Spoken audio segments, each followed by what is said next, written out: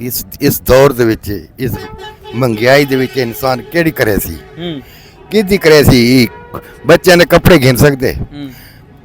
ਬੱਚਿਆਂ ਦੀ ਜੁੱਤੀਆਂ मतलब ਗੱਲ ਹੈ ਕਿ ਬੱਚਿਆਂ ਦੇ ਵਾਸਤੇ ਕੋਈ ਸ਼ੈ ਨਹੀਂ ਬੰਦਾ ਗਿਣ ਸਕਦਾ ਉਹ ਰੱਬੇ ਕਾਇਨਾਤ ਹੈ ਉਹ ਸਬਬ ਆਲਮੀਨ ਹੈ ਉਹ ਸਬਬ ਕਰਨ ਵਾਲਾ ਹੈ इंसान की ताकत ही को नहीं इस महंगाई इतना कमजोर कर रहे थे इंसान ਨੂੰ महंगाई बहुत कमजोर कर देता अच्छा हुकूमत आदि के साल नालों इस साल बहुत महंगाई घट है वो हुकूमत आखदी है ना लेकिन किसी होर गरीब तो पूछ के तो देखो जेड़ा दिहाड़ीदार इंसान है उसनु पूछ के देखो नहीं किसी दिहाड़ीदार ਨੂੰ ਪੁੱਛ ਕੇ ਦੇਖੋ ਨਾ ਤੇ ਵਾਤ ਇਨਸਾਨ ਤੋਂ ਆਖੇ ਮੈਂ ਹੀ ਕਹਦਾ ਵੀ ਹਾਂ ਠੀਕ ਆ ਤੇ ਤੁਸੀਂ ਉਹਨਾਂ ਚੀਜ਼ਾਂ ਦਾ ਨਾਂ ਗਿਣਦੇ ਹੋ ਜਿਹੜੀ ਚੀਜ਼ਾਂ हर वक्त इस्तेमाल नहीं थी टमाटर कोई हर वक्त नहीं इस्तेमाल थी भाजी के टाइम इस्तेमाल थी ना क्यों त्रै टाइम सालन बढ़दा है गरीब आदमी त्रै टाइम देख नहीं सकते तू आदे त्रै टाइम भाई सालन पकदे किथे पकदे कौन आखदे गोश्त बढ़दा गोश्त लू त्रै टाइम बढ़दा खांदे हो गोश्त थानू मीडिया थानू मालिक जेड़े ना थानू देंदे हो सन सानू को नहीं देंदा त्रै टाइम यार अस दाल ना वसला ना रोटी खाने वाले अच्छा इस गल एग्री करेंगे कि पिछले साल नालों इस साल महंगाई घट है अच्छा बहुत घट है 700 रुपए किलो गोश्त वहीं के देखे इंतजाम में देखे देखा केड़ी शे गोश्त 700 मुर्गी दा अच्छा पुछो देखा मुर्गी वाला नु असन दा गरीब लोग असन दा पति कोनी गोश्त नहीं करी बादशाह ने तुसा गरीब ने तुसा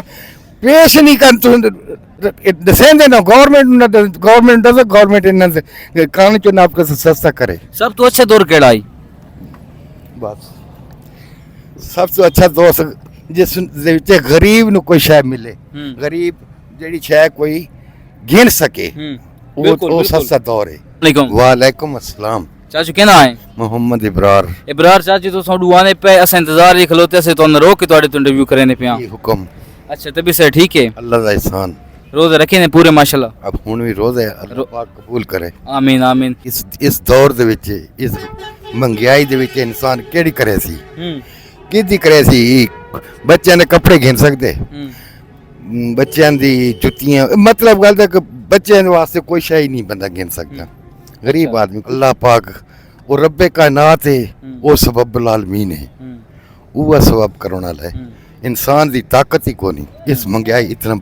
कमजोर कर रहे थे इंसान ਨੂੰ महंगाई बहुत कमजोर कर देता है अच्छा हुकूमत आदि के साल नालों इस साल बहुत महंगाई घट है वो हुकूमत आखदी है ना लेकिन किसी होर गरीब तो पूछ के तो देखो जेड़ा दिहाड़ीदार इंसान है उसनु पूछ के देखो नहीं किसी दिहाड़ीदार ਨੂੰ पूछ के देखो ना तो वात इंसान तो आखे मैं ही कहदा भी हाँ ठीक आ एक ड्राइवर है गड्डी वाला ड्राइवर है 24 घंटे चलते है ना तो मालिक भी उसनु आते कि यार के तेरी प्रॉफिट किथे वादे पैसेंजर कोनी जो सवारी कोनी तो मालिक भी रोंदा है तो ड्राइवर भी रोंदा है बस इस ये मेरा इंटरव्यू देने दा मकसद कोनी मैं गल जेड़ी तेरे करना पे फेर गल है समझे ना पिया हां अच्छा साढ़े एक सवाल है वो केड़ी शय है जेड़ी अल्लाह ताला नहीं देता इंसान ने देता है केड़ी चीज है अल्लाह पाक देखदे ना अल्लाह पाक नहीं देता इंसान देता है